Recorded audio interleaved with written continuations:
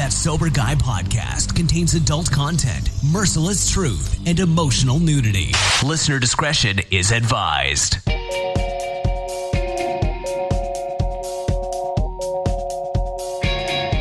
Yo, what's up? Thank you for tuning in today. Thanks to Humans for bringing us in. Thanks to you for supporting the show. I'm Shane Raymer. You're listening to That Sober Guy podcast, and we help people stay sober. We also talk about drugs, alcohol, recovery, other random shit, and we have some motherfucking fun in the process. How about that? Now, we've had a lot of great support from many treatment centers lately, from the East Coast to the West Coast, and even all the way out to Hawaii. I just want to say we appreciate you all and the work you're doing. We know that it is a tough grind sometimes, day in and day out. So we just want to say thank you for your support of the show and that. There's been some great articles written, top podcasts, and it seems Sober Guy is always listed in those. So we greatly appreciate that if you've contributed to that support. Now, if you're listening to this and you're in rehab right now, I want to tell you something. If I can do it, you can do it.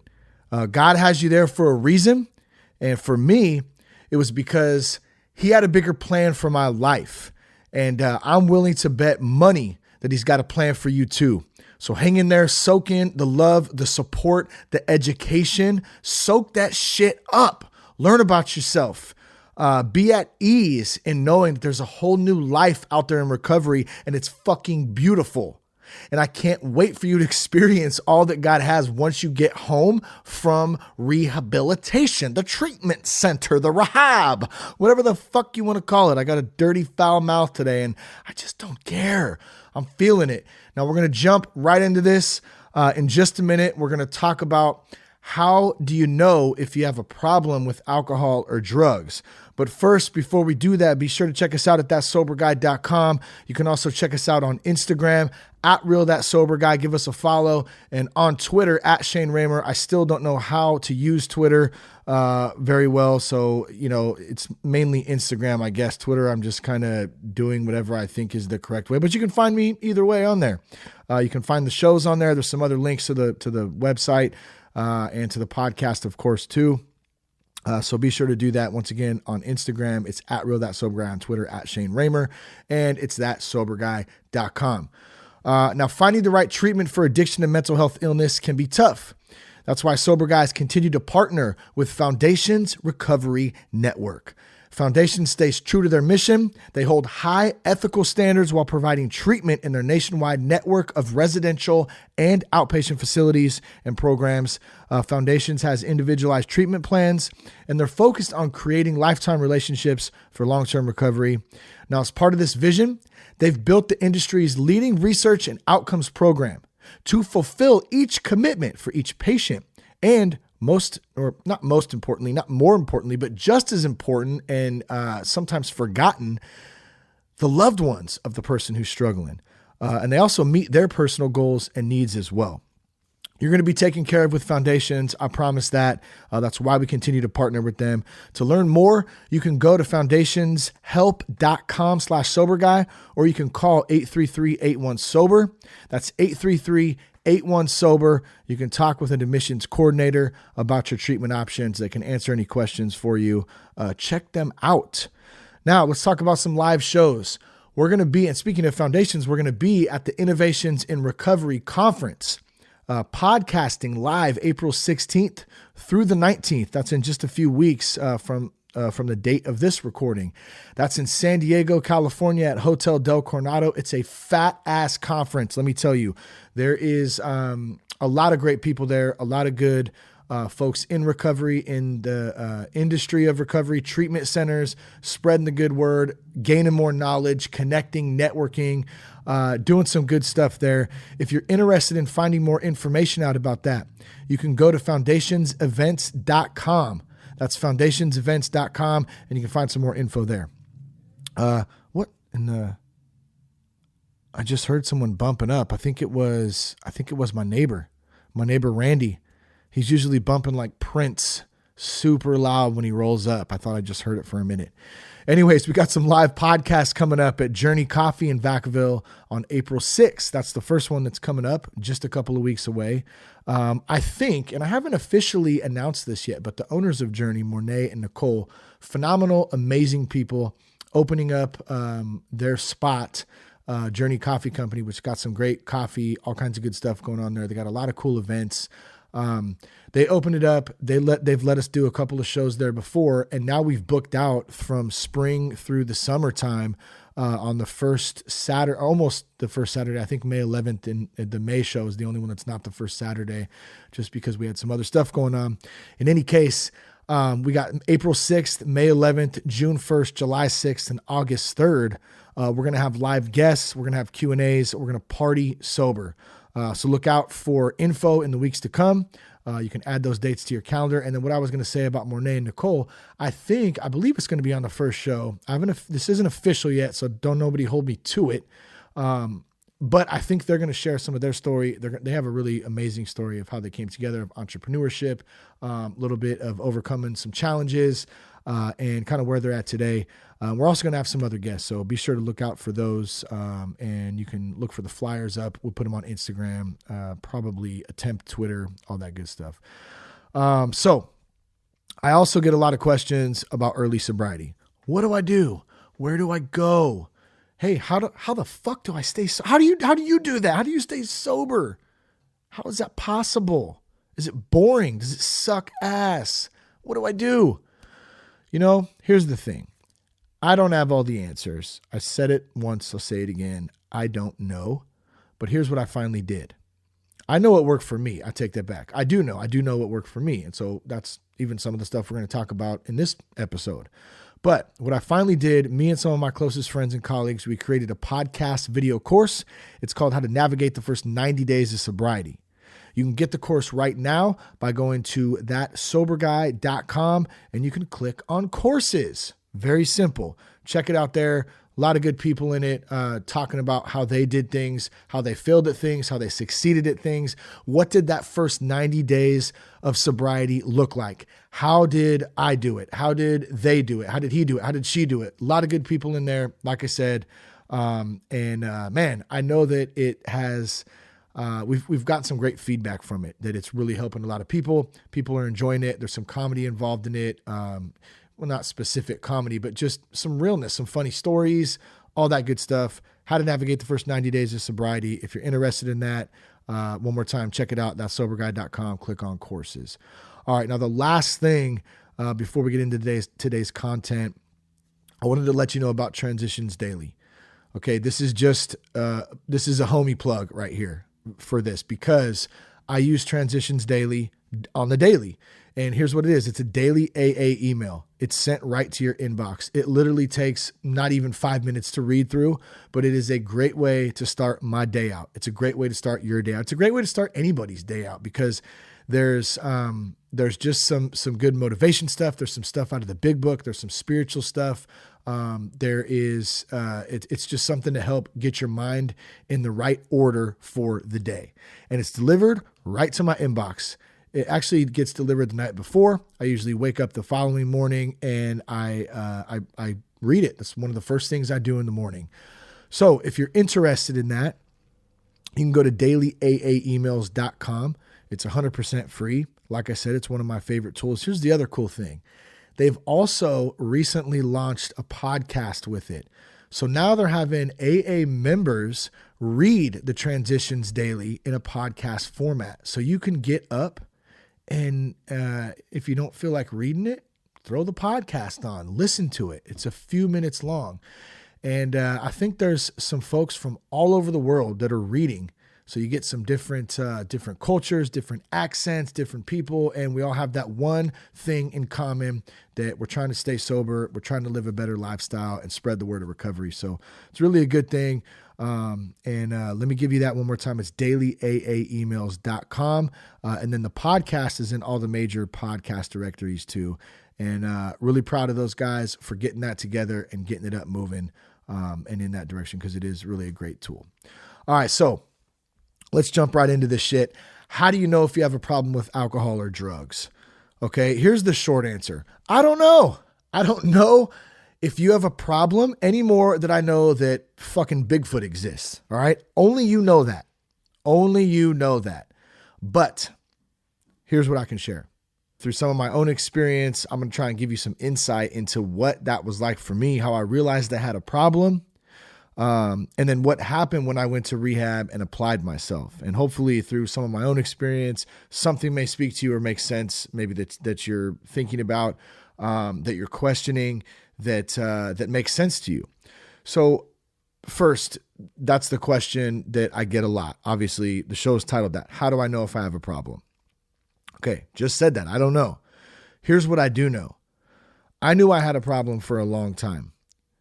Okay, now the fact of the level of drinking and drug use I was at, sure, you could say some people were way more severe and some people were way more mild. I was probably somewhere in the middle of that. The thing for me is I never had a DUI. I got arrested a few times. I never did jail time. I didn't lose my job. I quit a lot of jobs. I wasn't a great employee a lot of the time.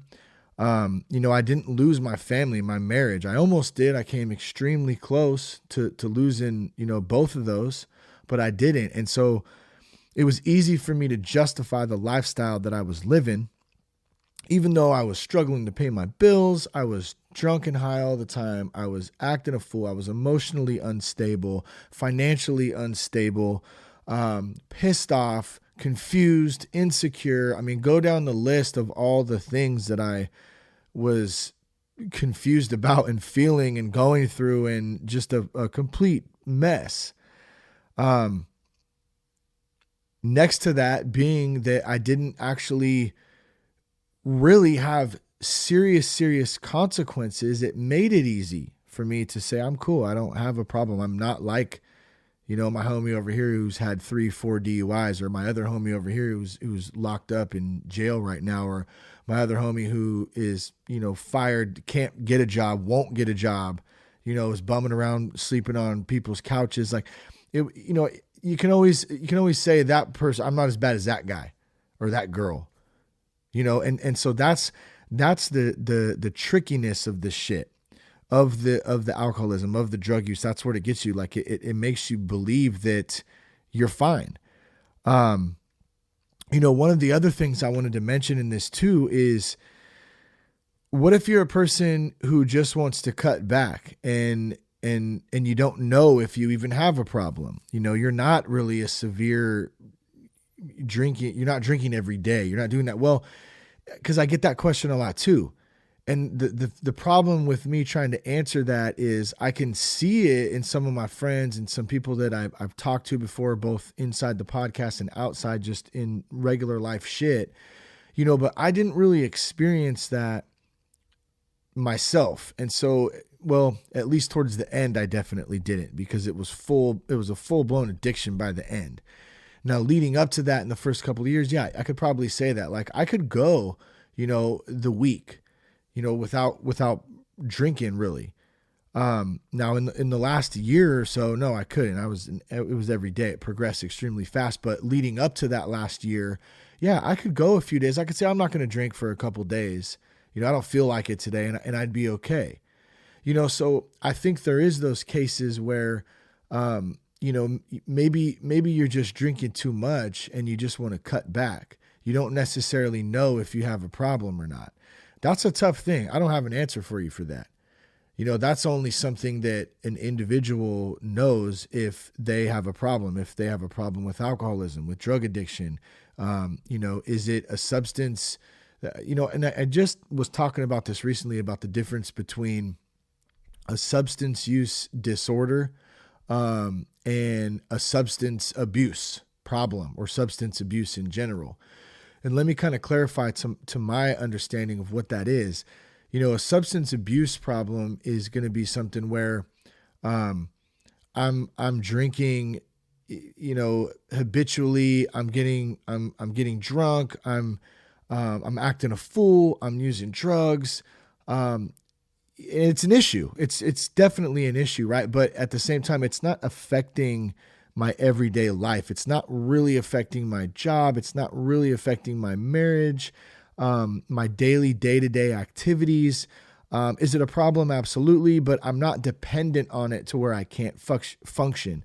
Whereas substance use or substance use disorder is going to be more along the lines of this full-blown active addiction where, like, I really can't do anything anymore until I'm high or until I'm intoxicated on alcohol or some sort of drug.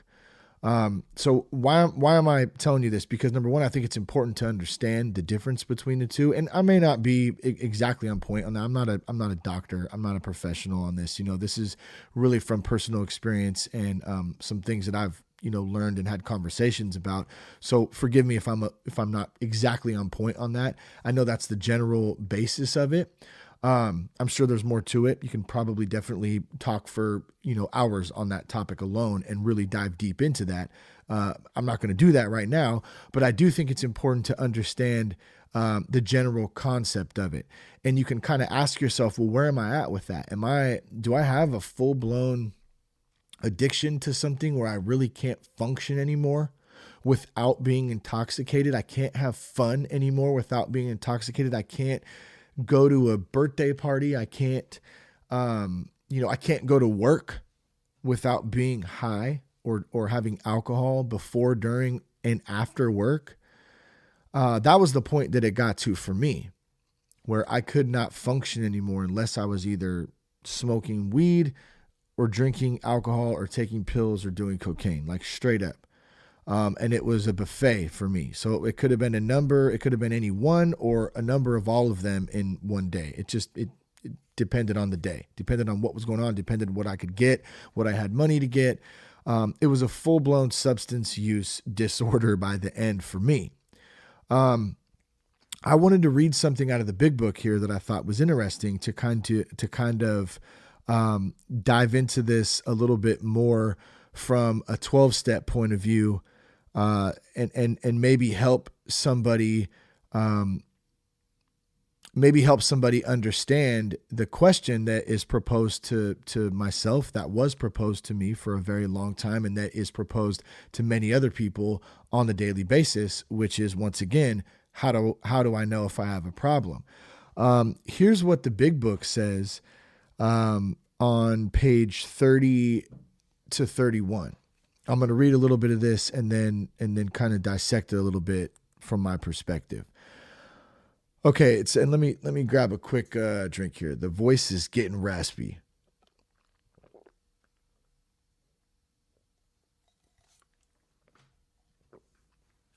Totally off the topic, but I was just looking at my Instagram a little bit ago, and I follow Reverend Horton Heat on there.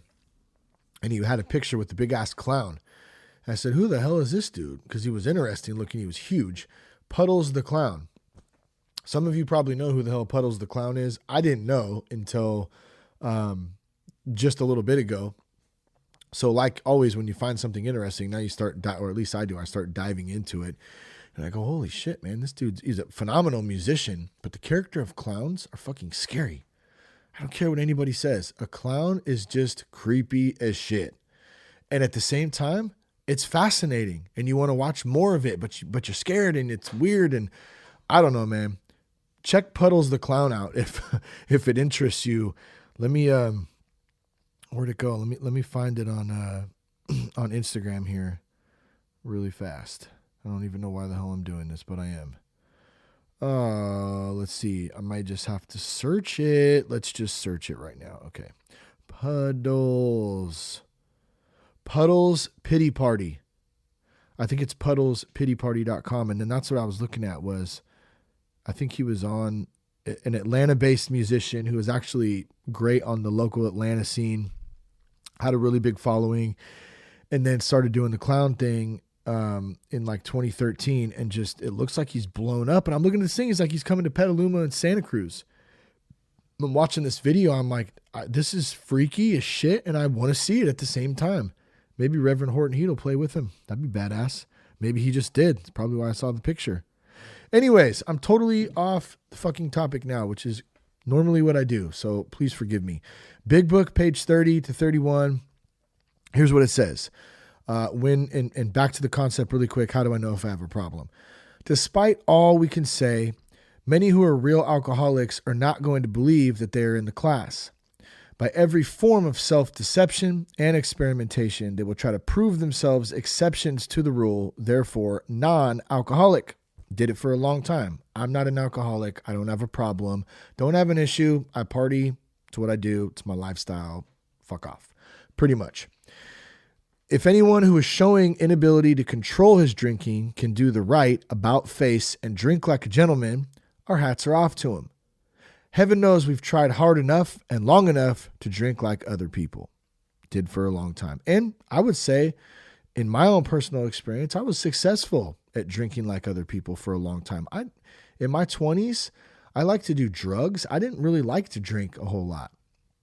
I didn't like to, just get shit-faced all the time and puke. Like I actually would drink a few drinks and then, I could call it quits at some point. Now, eventually, like I mentioned earlier, it progressed into something that completely grabbed a hold of me like I never expected. But at one point, yeah, I thought I could drink like a normal person. So it goes on to say, here are some of the methods that we've tried. Drinking beer only. Limiting the number of drinks. Never drinking alone. Never drinking in the morning. Drinking only at home. Never having it in the house. Never drinking during business hours. Drinking only at parties. Switching from scotch to brandy. Drinking only natural wines. Agreeing to resign if ever drunk on the job. Taking a trip. Not taking a trip. Swearing the shit off forever. With and without a solemn oath. Taking more physical exercise. Reading inspirational books, going to health farms and sanitariums, accepting voluntary commitment to asylums. We could increase the list, add to infinitum.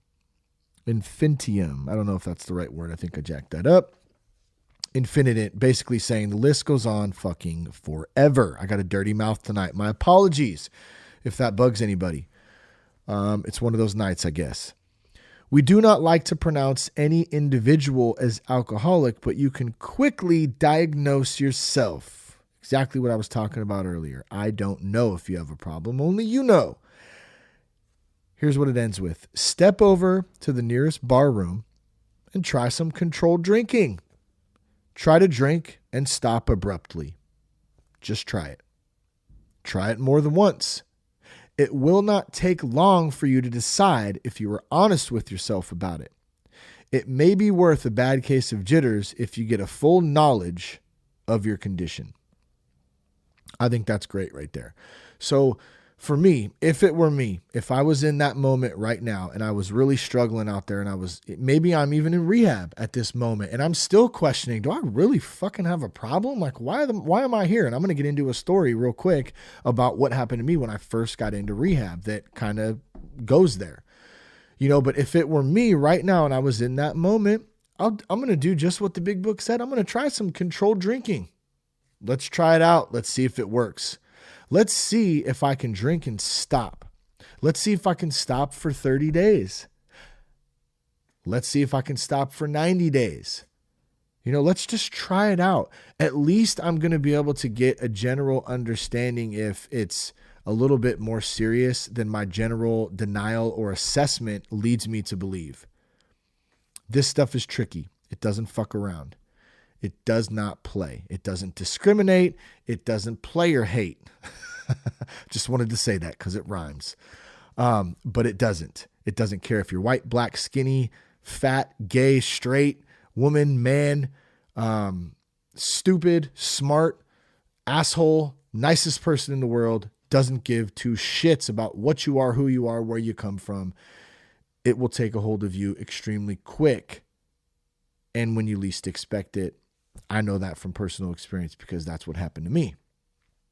So try it. Try some controlled drinking. Go back and read a little bit of that again. I think that starts on page 29 through 32, or 30 through 32, somewhere around there. If you want to look into that a little bit more. If you haven't read the big book, whether it's NA, AA, pick one of those up. Start diving into that shit. Obviously, if you're planning to work the steps, you're going to jump into that a little bit more. But I mean, there's so much great information and shit in there where you just go, wow. There's stuff that you read in there that you've read 20 times, and then all of a sudden you read it and the light bulb goes off on the 21st time and you go, that's what oh, wow. It's like, holy shit. Like I never thought about it like that. And something clicks. So how did I realize I had a problem? Well, I knew I had a problem for a long time.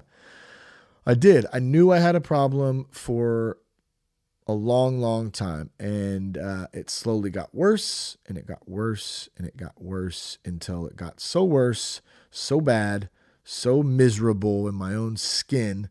I could not stand it anymore. I did not care if I lived or if I died. Straight up. Now, I want to clarify, I wasn't planning on taking my life, or I wasn't suicidal. I wasn't anything like that. I just really didn't give a fuck if I died or if I lived. I could care less. I drove. One of the things I used to like to do, and I'm not bragging about this, it's moronic and I feel stupid even admitting to it, is I'd like to get really, really, really fucked up. And then I would drive home and I would drive super, super, super fast and crazy and just almost hope that I would crash and die. So I don't know if and I laugh about that just because it's so ridiculous, but I just didn't care. Now I wasn't trying to crash and die. Okay. So I think that's how I can justify me saying I wasn't necessarily suicidal, but if I did crash and die, I just didn't really care, or at least I thought I didn't in that moment. That is the kind of madness that, and I had, and it's very sad. I had a nice, beautiful wife and daughter at home at this time that I'm talking about, when this progressed to doing these types of things. And I was a selfish prick. I didn't care. I had no, only thoughts about myself, about how I was feeling, how I was being affected, what I was going through. It's such a selfish disease, addiction, alcoholism. And that's what it does to you. So when it was at that point, yes, I did start to realize that, man, this is more serious than I thought. This is more serious than I thought, because it got to a point where I wasn't able to control it anymore. We talk about those things, that I mentioned a little bit ago, trying to switch, beers. I'll only smoke weed. I'm not going to drink. I'm only going to drink. I'm not going to smoke weed. I'm not going to drink hard alcohol. I'll only drink on the weekends. All those types of justifying behaviors to help justify our drinking and to prove to ourselves that we don't have an issue. I got to a point where I couldn't really do that anymore because I was drinking daily and there was no denying that I had a problem when I was getting wasted at work, showing up to work, throwing up in my mouth, and then swallowing it because I didn't want to waste the alcohol before I went into work. That was the other kind of madness shit, So no, I didn't get in any trouble immediately from that. I didn't get pulled over on the way, or hurt anybody. But at the same time, it was pretty evident at some point that I had an issue. That may be easier for some people who have had it worse. It may be harder for some people who haven't taken it to that far. Maybe you're not drinking at work, but you're just excessively drinking at home after work, or whatever the case in point. Back to the original thing, only if you have a problem, you could feel that inside, and I could feel it. I could feel that I had a problem.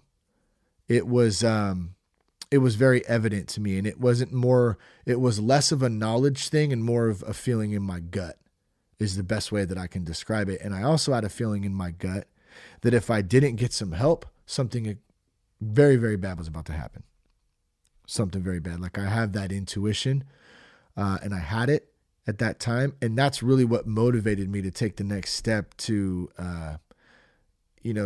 really go full force and say, I need to go to rehab, and I am an alcoholic. I'm an addict. I need some help.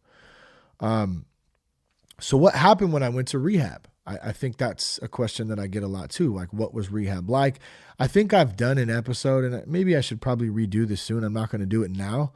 I did an episode a while back, somewhere in the 100s. I don't remember the number, but it says, what is rehab like? Or that was what it was titled.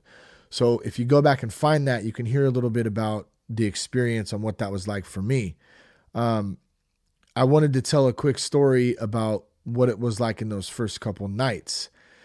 So as I got in there, I was confused. I didn't really know if I needed to be there, but I knew I needed to be there at the same time. So I guess that's where the confusion comes in.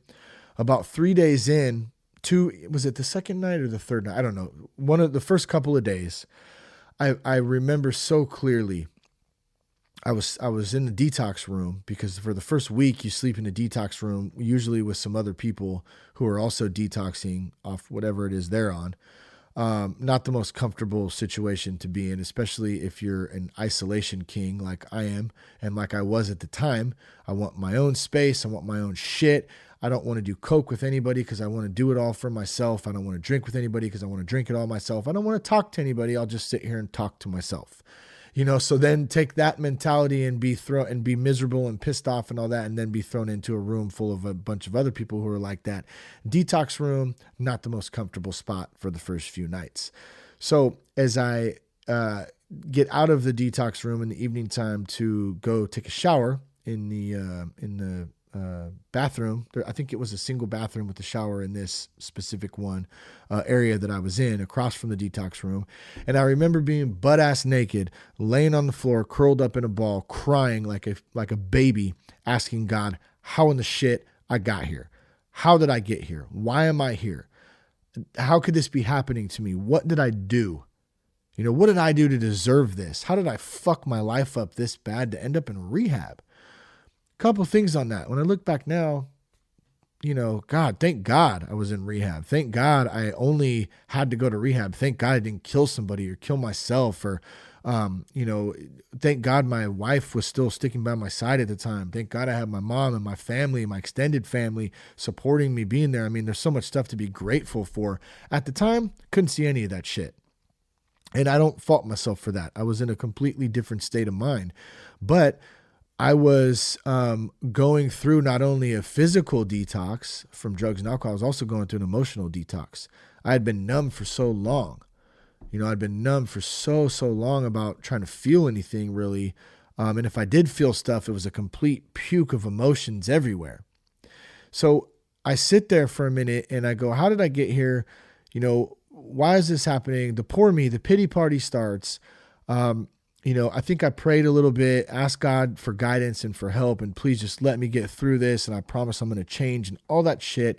And I finally ended up going in, and I remember being so exhausted that night that I actually got a somewhat decent night's sleep, because the first 2 nights I didn't sleep at all because of just adrenaline and unknowing like what was going on and all that stuff. So I go to bed finally, and in the next morning, I get up, and I don't remember if I was outside or if we were eating breakfast, but somebody said to me, hey, there's a comedian coming tonight. And I said, a comedian? Like, what do you mean? What do you mean a comedian? I didn't really understand. I said, well, no, he's a comedian, but he also comes here and he works with us. He's going to work with us in here. He's going to talk to us about recovery. He's going to share. He shares some funny stories. He really works one-on-one with people. He calls people out. He's very intuitive. And he's going to come and he's going to be here all day. And I said, okay, that sounds awesome. Like, let's do it. Can't wait to see who this guy is and what it's about. And, and I think I think he was coming the next day. I think maybe it wasn't that day. I don't know. But I remember in a moment there, thinking to myself, like, I'm going to utilize this time the best that I can. I kind of made a commitment in somewhere right around there in the first couple of days. And for some reason it's ringing a bell around learning about the comedian whose name is Mark Lundholm coming. And so Mark gets here a couple of days, or the next day or whatever day it was. And I know I'm kind of all over the place. I don't have notes on this. I have a couple like little very minimum notes just to remind me. And so I'm really just speaking right from the heart and off the top of my head. So forgive me on that. But he gets there and I'm like, fuck, like, whatever. I'm trying, dude, what is going on right now? I'm like, just like a tripper right now. I feel like a fucking tripper. Who's a tripper? You're a tripper. I'm a tripper. I'm a tripper for sure. I'm kind of tripping right now because my mind is like racing right now. It's going crazy. See, my mind is still fucking crazy. After like 5 years of this shit, of this recovery stuff. Recovery. I'm in recovery. I don't mean to be disrespectful, but it gets old sometimes. I'm totally grateful and glad I'm in recovery for life. For life, son. Por vida loca. Ese. Ah, shit, Holmes.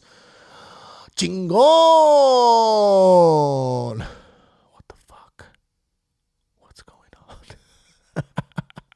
I swear to God, I'm completely sober right now, people. I promise, but it's late and I'm tired. I was a fucking sponge in rehab. Here's what I want to drive home for you, okay? Here's what I want to drive home. I was a sponge.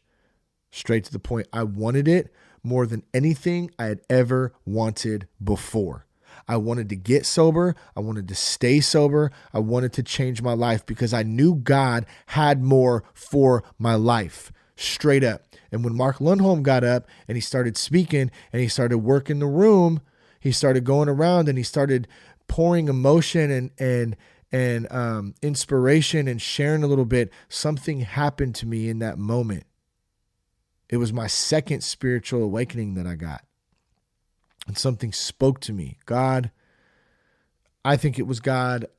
That's how I took it. It was definitely something higher than me. It wasn't anything that I had ever experienced in a moment like that.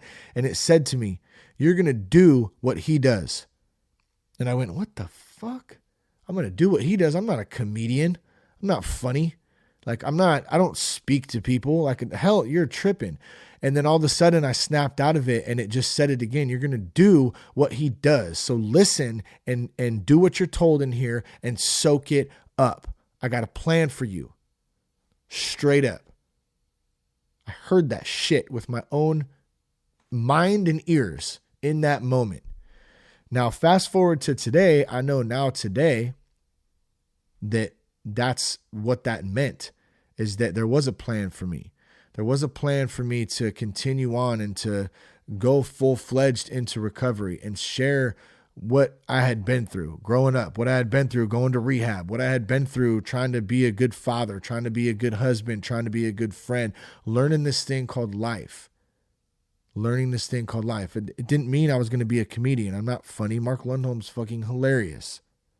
It just meant that there was a purpose for me to pay attention. There was a reason. That's what it did. It gave me a reason. It gave me hope. It gave me a purpose that I was going all in on this shit. I wasn't going to live like I was living before.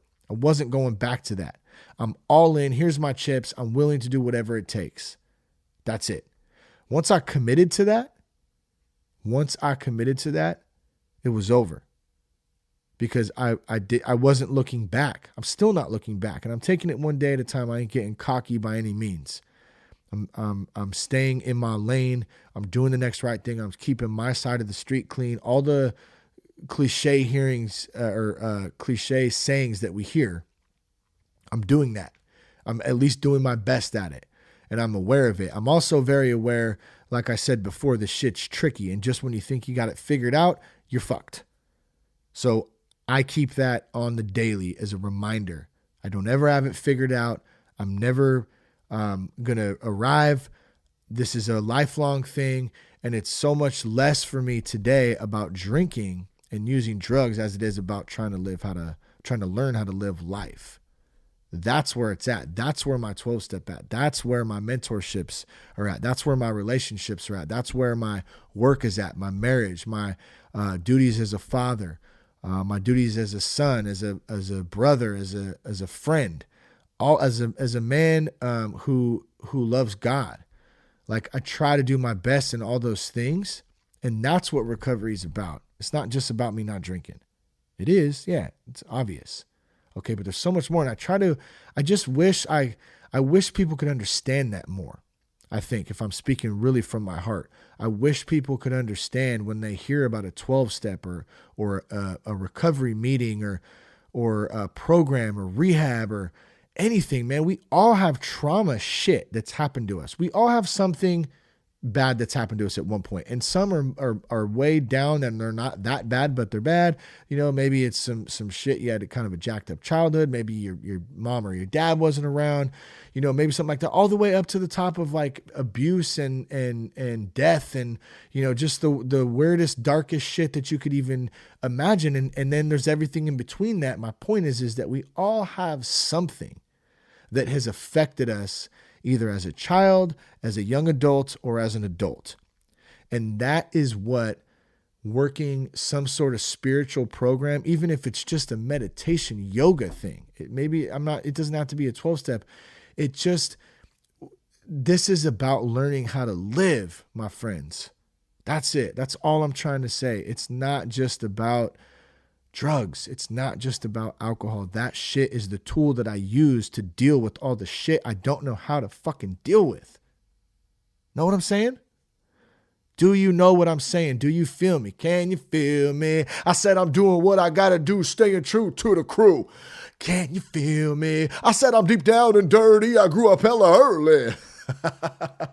Holy shit, dude. Shane Raymer, you're fucking insane. Can you name that tune?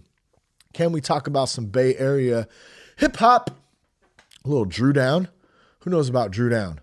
Who knows about some Bay Area shit? Some Mac Mall, some Mac Dre, E40, Too Short.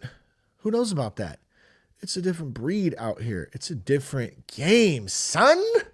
I'm not even hard. I'm fucking from Vacaville, okay? Give me a break. I like to have some fun, though, that's for sure. So I knew God had more for my life. I knew Mark Lundholm had a big part of that. Let me tell you real quick a quick story. Did I share this on a podcast or did I tell someone about this? I apologize if I shared this on a previous podcast. I think I may have. But recently I mentioned in the announcements that we're going to be at the Foundations Conference in April, just in a few weeks. And Carly from Foundations, who's awesome, by the way, who I know I mentioned that before because she is, and the whole team, she sent me a message. She goes, "Hey, you want to open up and introduce this guy named Mark Lundholm? I don't know if you know him or whatever, but apparently he's a really great comedian. He works a lot of our treatment centers. Let me know if that's something you're interested in. It's all good if not." And I go, holy shit. So you're telling me that I meet this guy, Mark Lundholm, in rehab when I'm a complete disaster.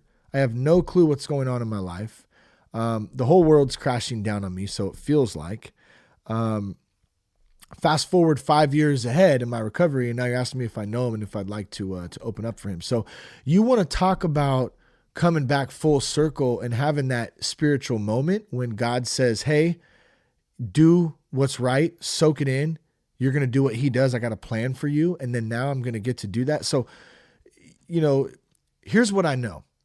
Okay. Here's what I know. I know my experience, and I've had a lot of doubt. I've had a lot of question. I've had a lot of insecurity, a lot of concern about a lot of things, including God at some point in my life, even as of recently, because my ass likes to get in and dig and try to question, which I think is a healthy thing. I'm a very independent thinker, free-minded thinker. I don't care what you tell me. I'm going to go look it up for myself. I don't care, what the general consensus is and everyone's going and doing one thing. I'm going to go look at the opposite thing and see if that really stands up. It's just in my nature to do so. And it's something that I think it's a good thing. It can also be very detrimental to my health sometimes mentally, because I question things so much sometimes I can freak myself out. And even when it comes to God, what about before the Bible? Well, what happened before that? What about if the dinosaurs were millions of years old and we found fossils, how could the Bible only be 6,000 years old or whatever? What about the Phoenicians? Okay, so I'm going to just stop right there. But that is the kind of shit that I go down, that path. Okay, and here's what I know. I don't know any of that. Sure, I take that back. I do know some of it. I actually know a bit about the history of that from what I have researched. Am I ever going to know the exact 100% truth on that? No, I'm not. And I can dig and go down rabbit holes for a long, long, long, long time, which I've done in other aspects of that. Here's what I do know 100%. I know my experience. I know that I had a spiritual moment, a spiritual awakening when I found a Bible in the middle of the road the day before I was leaving to rehab, and everything was telling me, don't go, you don't have a problem. And then I ended up finding this Bible in this weird, crazy moment when I walked past it, and I turned around and walked back and picked it up, and it just said, go, you're doing the right thing. I got you. That was a moment. I know my experience when I sat in rehab, and I had a moment when Mark Lundholm was there, and he said, hey, you know, I heard it clear. You're going to do what he does. I got you. Like, soak this shit in and take it in, because I got a plan for your life. I experienced that. Those are just two of the many things that I've experienced. And here's what I'm getting at with this. You only know your experience. I only know my experience. I only know if I have a problem. You only know if you have a problem. You only know if you want to get help for it. You know if you don't. You know if you're 1 foot in, 1 foot out.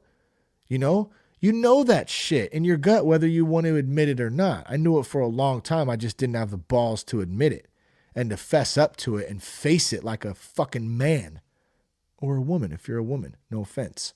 I'm just saying, you're a person. The hell was that? I'd be tripping out here sometimes, dude. I swear y'all probably think I'm on drugs tonight. I promise you I'm not. But this is a weird, creepy night tonight. Ooh. Oh man, dude. But you know what I'm saying, okay? You know if you got a problem, straight up. All right, so I want to get into when I got home, what did that look like? What did aftercare look like? Okay, we talk about 90 and 90 a lot. 90 and 90, if you're not familiar with what that is, they recommend you go to 90 meetings in 90 days. So you get home, you hit a meeting every day. Go to a meeting. Go to a meeting every day. Stay plugged in. Find a sponsor. Pick up some service work if you can do that. Stay busy, but don't intentionally stay so busy that you're just busy and you're not working any type of program and staying dialed in to your recovery. You're just busy. That's not good either. You just here's another good point to that. You know what you need to do. And if you don't know what you need to do, ask somebody, get some help. And if you still don't know what you need to do, you probably don't want to do what you know you need to do. So maybe you're not ready yet. So go back out and try some controlled drinking. I'm not recommending that, by the way, either. Well, the podcaster clearly stated that I should go out and enjoy some drinking and try to drive home drunk, and then don't do that. Okay?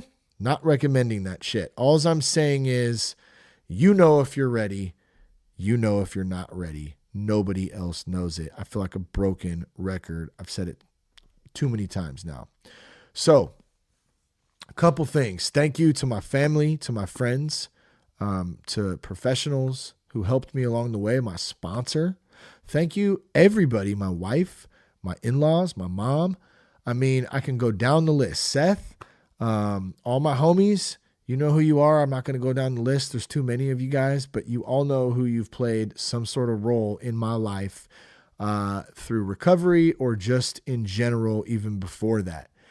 Why am I saying that? Number one, because I want to thank everybody. Number two, a support system for you is going to be like top priority. It's going to be the deal breaker if you're successful or not.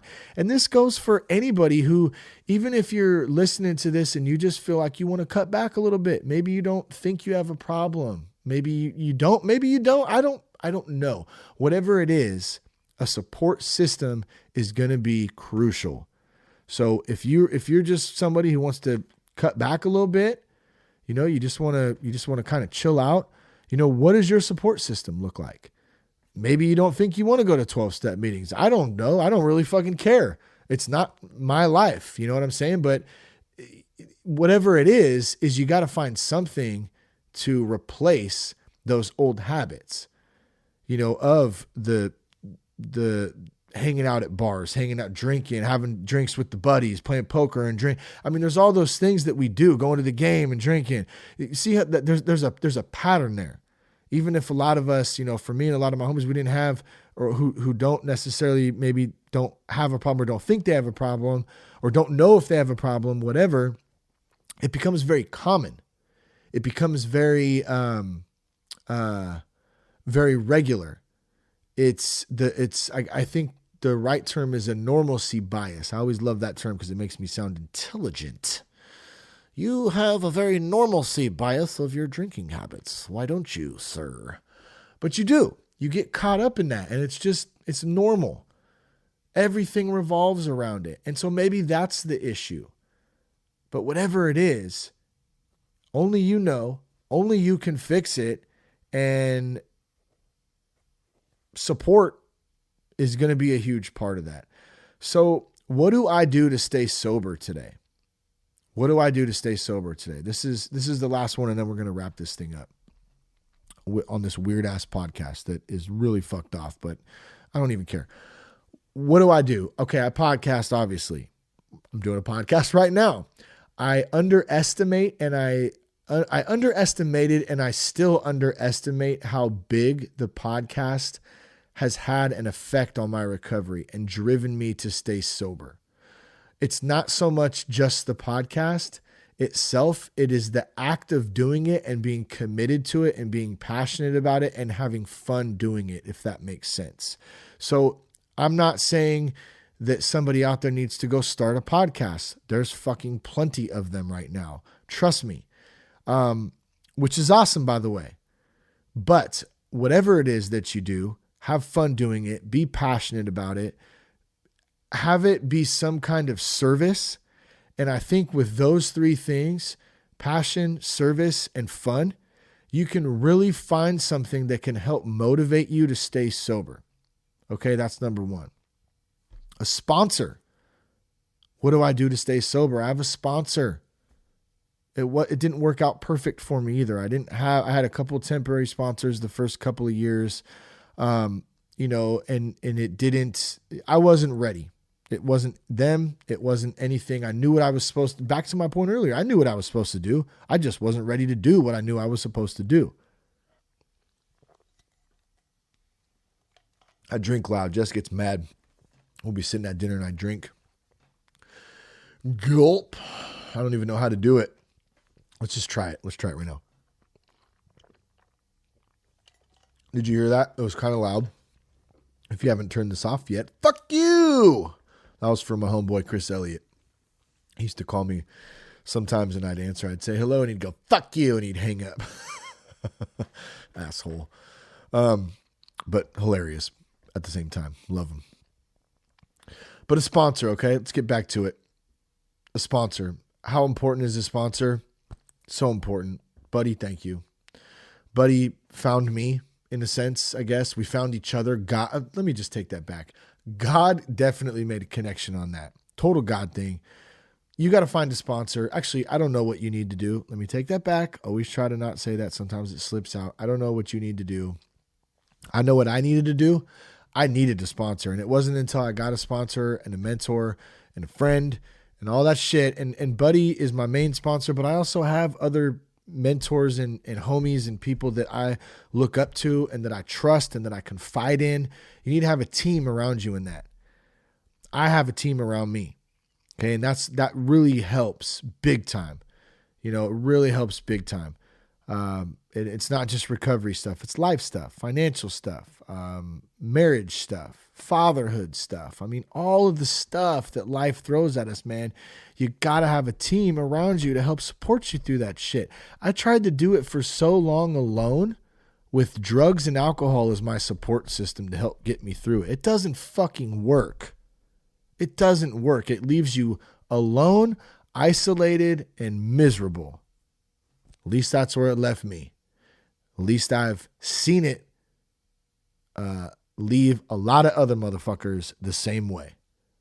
Alone, isolated, miserable, angry, resentful, vengeful, victimized. The list goes on. You need a team around you.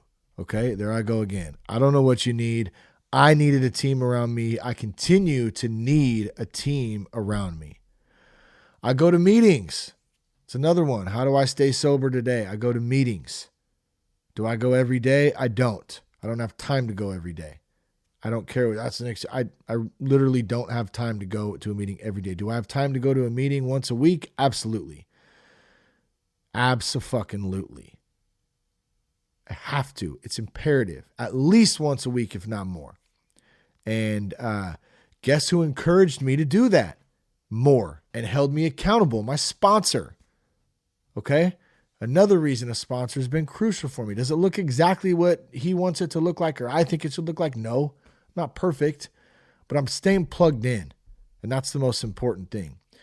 Go to meetings, especially in the beginning. Do 90 and 90. One of my homeboys, Sean, I mentioned last week, doing 90 and 90 right now. I don't know. He's probably not doing it perfect. A lot of people don't. Most people don't. Some people do. It's awesome. But point being is we're not perfect and you got to be graceful on it. So go to as many meetings as you can in 90 days. That's what I did. I went to a lot. I didn't go to 90 and 90. I did the best I could. I went to a lot of meetings. Those first 30 days, first 60 days, first 90 days are crucial. Got to get plugged in. So meetings, pick up some service, make coffee. I did media at CR all last year. That really helped for my accountability. I had to be there. I wanted to be there. I showed up. That was huge. I took on a commitment in that time. And shit changes sometimes. Shit changes. We got different seasons in our life, different chapters in the book where we move on. We leave old things behind. We try out new shit. It's fine. But just do something in that moment. And service is a really great way to get out of your own head. Another one, how do I stay sober? I have fun. I'll laugh. I smile. Don't take shit so serious. Rule 62, don't take yourself so damn serious. I always remember Seth asking me that at one point. Hey, bro, is it really that serious? And I think that's something that I have to ask myself often when I start getting all up in my own head. Is it really that serious? Not really. That's just stupid. Why am I pissed off about that? Let's laugh. Let's have a good time. This life's short. Have fun. Have fun. If you're not having fun right now, go have some fun, please, for me, for yourself. Go have some fun. This life's too short to be tripping on dumb shit. Meditate and pray. Another one. How do I stay sober? Meditate and pray. What do I do to stay sober? I meditate and I pray. Does it look exactly what I think it should look like? No. It's because I'm my own worst enemy, my own worst critic, but I try my best, and it helps out a lot. Staying fit, another one. Exercise, even walking. I'm not perfect at this one either. I'm not ripped and in phenomenal shape. I'm also not in that bad of shape either. Probably somewhere in the middle, and that's getting better, but I'm very active. Even if it's just walking, it's walking, walking the dog around the block even. Whatever it is, taking a jog. I'm taking an old jog. I'm doing this new thing. It's called jogging. Ever heard of it? Take a jog. Do some push-ups. Get those endorphins flowing. Dude, I had a kick-ass workout today. I was telling Jess afterwards. We both did it together this morning before we got going for the day. And, dude, I was so high. It was crazy. I haven't felt high like that since I used to get high. And this workout was so intense and just had my blood and sweating and shit. My endorphins were going and I was just whoa, it was insane. It was the best feeling ever, but it was natural. I wasn't intoxicated high. I just felt great. And that that thing is addicting in itself. And it's a good addicting. It's a good feeling like that to get that moving, all natural. Another thing I want to mention too, a couple more things, and I know I said this before, I'm going to say it again. We're going to wrap this up in just a minute, but love others where they're at. Love others where they're at. That's really one thing I'm working on is loving other people, my friends, my family, right where they're at. Whether or not I think they should be somewhere else or should be further, they need to slow down or they need to speed up or whatever. Who cares what I think anyone else needs? They don't fucking care. And why should I care? I should just love them right where they're at. I'm not any worse than them. I'm not any better than them. I'm not anything, any whatever, any fucking shit, bitch, slut, cunt, liquor, pussy, fuck. Oh my God, dude. I apologize. Those were terrible words out of my mouth. What is happening? But I'm not. That's all I'm saying. Like, I'm not a very good representative of being a decent human being right now. My mouth is a bad example of that. I would never let my mother or my kids hear that, even though my mom listens to the podcast and she probably is listening to it right now. And I apologize. Mother, forgive me. Forgive me for my terrible foul mouth. But just to justify it real quick, that's just what gets sent to my brain and it comes out of my mouth. I don't know how to control it sometimes. But love others where they're at. Love them where they're at. Straight up. And I'm not telling you this, I'm telling myself this. And it's a tough thing to do when we have people that we love that are not making good decisions in life.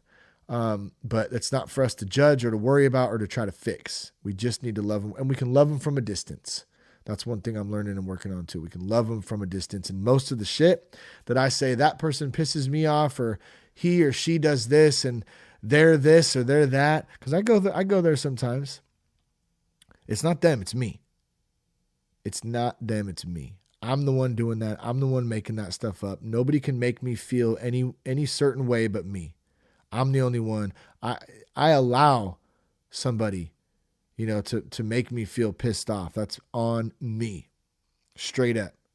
So that's something I'm still working on, and it's a big thing. And then stay available. Stay available. Be open to serving, to doing new things, to being of service to others and to just people in general. Don't be a dick. It's not really that hard. And be at ease with myself, just the way I am. As one of my favorite meditation sessions that I've mentioned many times that Noah Levine does on Meditation Studio app. Great app, by the way, if you're looking for a meditation app. They're not a sponsor or anything. I just personally use it and I love it. But be at ease with yourself just the way you are in this moment. I'm right where I'm supposed to be right now. You're right where you're supposed to be right now.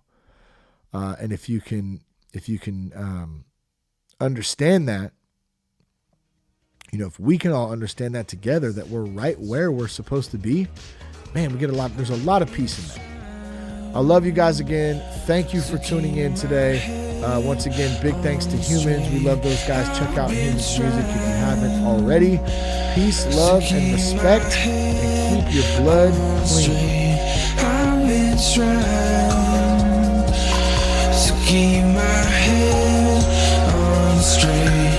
I've been trying to keep my head on straight. You still say that I don't know anything about you. Oh, I don't know anything about you, but I know what you do in the back.